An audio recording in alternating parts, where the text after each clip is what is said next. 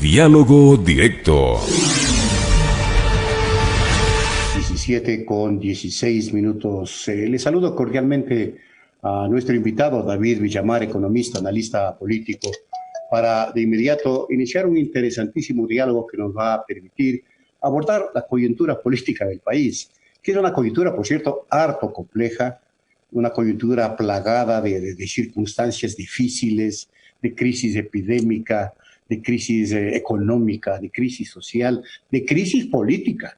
Es decir, es un maremoto. Estamos ante un tsunami en todos los aspectos y la ciudadanía acorralada, la ciudadanía enclaustrada algunos, la ciudadanía enferma, sin voz, sin la posibilidad de protestar, acaso sí, a través de las redes sociales. Un panorama, David, sumamente complejo. Iniciamos con una primera lectura. ¿Qué tal? Buenas tardes. ¿Cómo estás, Washington? Muchas gracias por la invitación. A los tiempos que estoy aquí en los micrófonos de Pichincha Universal. Como tú dices, hay un tsunami de hechos que se van suscitando, ¿no es cierto? El cambio de la coyuntura es cada vez más frecuente. Parte de la desinstitucionalización, ¿no es cierto? Cada 2 días hay un nuevo escándalo, sea de corrupción, sea de componendas, sea de ataques a la democracia. Creo que nunca hemos vivido un nivel de descomposición sociopolítica como el que estamos enfrentando ahora, ¿no? Tanto que cuando me pidieron esta entrevista, justamente ayer me dijeron para hablar de la coyuntura, yo tuve que preguntar, ¿cuál coyuntura? O sea, ¿qué de todo quieren tratar? Ese es el tema. Bueno, vayamos puntualizando. Acaba de pasar en la Asamblea Nacional y el país una elección del 4º vicepresidente. Eso nomás ya demuestra evidentemente la crisis institucional que vive el Ecuador. Pero, ¿qué refleja desde tu punto de vista esa elección de la vicepresidenta Muñoz y lo que quedó fuera, alguien que era pues considerada la pieza clave de Lenín Moreno, María Paula Romo? Sí, así es. El viernes creo que marca de algún modo el fin de la carrera política de María Paula Romo. Ella ya, después de todo su cúmulo de violaciones a los derechos humanos, como lo vimos en octubre, ¿no es cierto? Toda la represión queda en manos de ella, más toda la incompetencia que ha mostrado en el manejo, por ejemplo, de la crisis en las cárceles, más todos los ataques que ha orquestado en contra de la democracia, en contra de la participación, directa o indirectamente, ¿no es cierto? Más su nefasto papel cada vez más evidente en lo que fue el reparto de los hospitales. Todo eso ya te marcaba una fuerte caída, una fuerte pérdida de lo poco de credibilidad que tenía María Paula Romo, pero lo que sufrió el viernes ya es otro nivel. ¿Por qué razón? Porque dado el deterioro que su imagen tenía, ella ya no tenía posibilidades de acceder al poder de forma democrática. O sea, tú puedes imaginarte ahorita no solo una candidatura de María Paula Romo, sino, ¿crees que haya una fuerza política que le dé su apoyo? O sea, ella entra con un estigma donde esté, o sea, ella te quita votos. Entonces, su única forma de llegar al poder, así sea de rasparlo por unos mesecitos, ¿no es cierto?, era a través de esta elección que le permitía ilegítimamente llegar a la vicepresidencia de una forma vergonzosa. No solamente iba a ser con votos amarrados, sino peor aún por el Ministerio de la Ley, que cuando uno verifica los resultados de las votaciones estaba clara la estrategia. ¿Ya? O sea, ella tenía un apoyo directo de la bancada de AP y tenía un apoyo indirecto de la bancada de Creo. ¿Sí? Yo vengo sosteniendo que justamente María Paula Romo tenía la intención de apoyar a Creo desde el gobierno. O sea, con todo lo que hemos visto, ni siquiera es de extrañarse pensar que ella podía llegar a presionar, a torcer el proceso democrático en favor del candidato de Creo. Entonces, eso creo que se vio reflejado de formas directas e indirectas en las votaciones que se dieron el día viernes y que ella aspiraba le lleven a la vicepresidencia, y como se ha rumorado con mucho criterio y con mucho sentido, ¿no es cierto?, que de ahí era un paso hacia la presidencia de forma interina, ¿no es cierto?, porque Lenín Moreno necesita retirarse con alguien que le cubra las espaldas, alguien que ha hecho lo que ese señor le ha hecho al país. No puede aspirar a irse tranquilo si no es dejando un títere que le cubra las espaldas. Y ese era el papel que iba a cumplir María Paula Romo. Y eso es justamente lo que se evitó con la votación del viernes. Les cayó una estrategia que estaba claramente delineada, al parecer, ¿no? Sí, es decir, ellos el sábado, ¿no es cierto?, con sus corifeos trataron de posicionar que todo fue fríamente calculado para que María Paula Romo pierda, ¿no? Pero eso causó realmente una mofa, una segunda ola de mofas en las redes sociales, porque ¿quién puede pensar que el objetivo era que ella quede en el peor de los ridículos ante el país? O sea, si es que no querían que gane para la presidencia, no le pongan en la terna nomás. Tenía el mismo resultado y le evitaban la humillación pública y el aniquilamiento, como te digo, de su imagen política, de sus posibilidades políticas. ¿Y qué decir de Juan Sebastián Roldán, no? Que quedó peor que María Paula. De él ni siquiera me refiero, porque para mí es un personaje literalmente, ya es un relleno cómico de la política, ¿no es cierto? Es un tipo que en sus entrevistas trata de parecer solvente, sólido, y lo que es una comedia viviente, ¿no? Esa persona ni siquiera merece. María Paula Romo por lo menos tiene un papel protagónico en el medio de la perversidad de la política que estamos viviendo, y Juan Sebastián Roldán no. Algo en lo que me gustaría insistir al respecto de los resultados del viernes es justamente cómo la votación que obtienen Romo y Muñoz por parte, por ejemplo, del bloque oficialista, del bloque de AP, te desnuda justamente lo que fue primero la división latente en AP, ¿no es cierto? Pero también lo que fue su estrategia.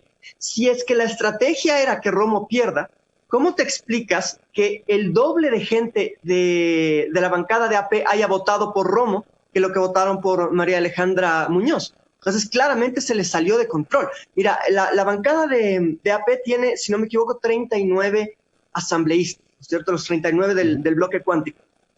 De esos 39, en la votación por Romo, 28 dan el voto a favor, ¿no es cierto? Es el voto de las presiones políticas, son los agradecimientos por los hospitales, etcétera, ¿no es cierto? El resto, que serían 11, se abstienen. Entonces Romo obtiene más de las 2/3 partes de los votos de Alianza País, mientras que Muñoz obtiene solamente la mitad de eso, es decir, 14 votos. Eso quiere decir que había claramente una línea oficialista de apoyo a María Paula Romo. Eso es evidente en los números. Si hubieran querido que pierda, habrían votado en contra de María Paula Romo todos los del bloque oficialista. Y esperar la elección de María Alejandra Muñoz.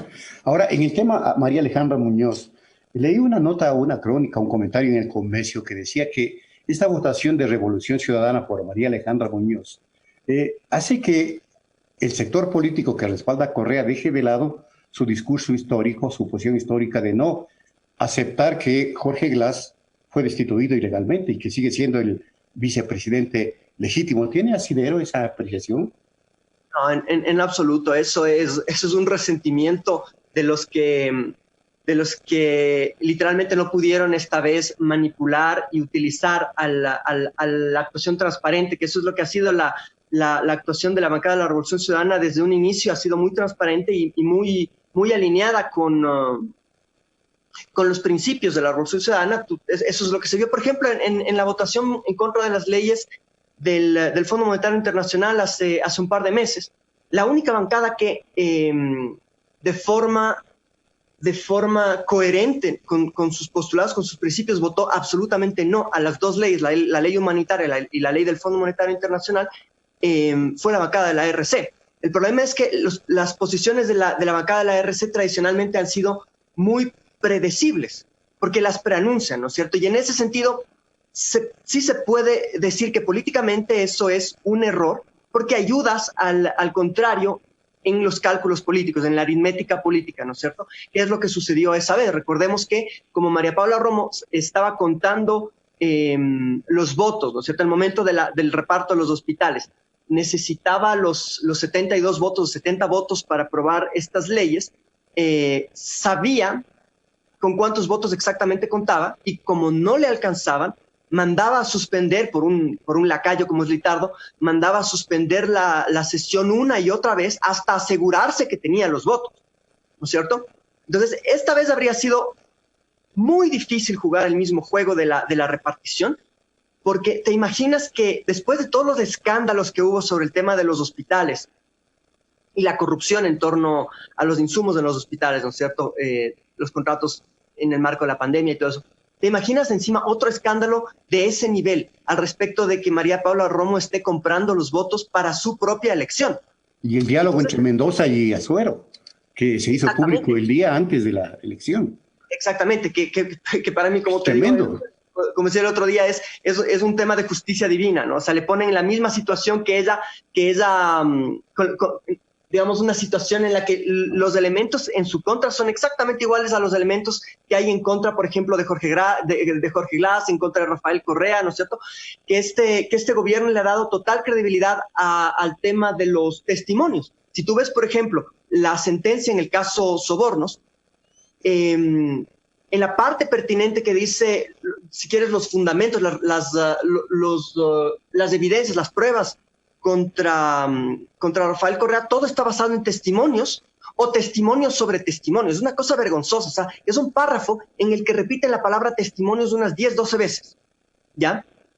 Y resulta justamente que el día en que ella iba a ser elegida vicepresidenta sale un testimonio, ¿no es cierto?, una grabación donde ella está en el eje del reparto, ¿sí? Y de repente sale a decir no, que eso no es prueba de nada y que quieren ensuciar su nombre. O sea, pero fue hermoso cómo tuvo que tragarse sus palabras y cómo la realidad se le dio la vuelta, ¿no es cierto?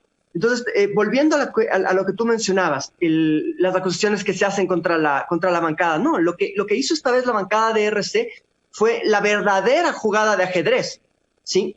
Que fue preanunciar que iban a votar por la devolución de la terna, ¿no es cierto? El día jueves, la bancada lanza una carta abierta al presidente de la República pidiendo la devolución de la terna, y el día viernes, horas antes de la votación, lanzan una rueda de prensa en el mismo sentido, que no iban a apoyar a nadie, ¿ya?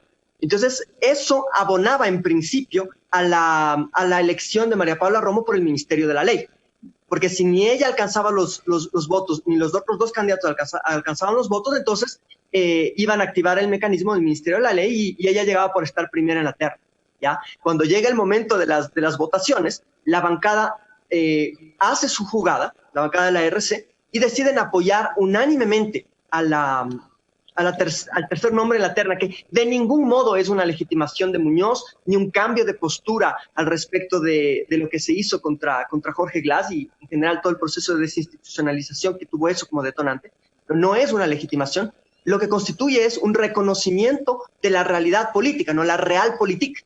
Te toca jugar con las cartas que tienes en las manos. Y eso fue lo que hizo la bancada. Lo contrario habría sido jugar el juego de María Paula Romo. Entonces, esta vez le dieron el voto a una virtual desconocida en el ámbito del gobierno, ¿cierto? Que si bien ocupaba espacios relevantes, no había estado en un espacio decisorio, decisivo, en el ámbito político más, no sé, de más alto nivel. Y eligen a María Alejandra Muñoz de algún modo como una incógnita, porque muchos dicen que ella es una ficha de María Paula Romo, otros dicen que es una ficha de Otto Sonnenholzner. La verdad es que no se sabe, pero con María Paula Romo sí se sabe. Se sabe que es una persona sin escrúpulos, se sabe que es una persona que ha transgredido todos los principios que dijo tener, ¿no es cierto? Entonces, lo que se esperaba con ella, lo que se tenía con ella era algo ya sabido, era una exponenciación de la persecución, era potencialmente una intromisión grosera en el proceso electoral del 2021. Todo eso se frenó, al menos al evitar que Romo llegue a la vicepresidencia. Y como dije en otra ocasión, el tema de que esté una persona desconocida te pone en el centro una incertidumbre, ¿no? O sea, María Alejandra Muñoz puede resultar igual o peor que Romo, pero también puede resultar algo un poco más decente. Y a eso es a lo que nos jugamos. Vamos por el por el desconocido, ¿no es cierto?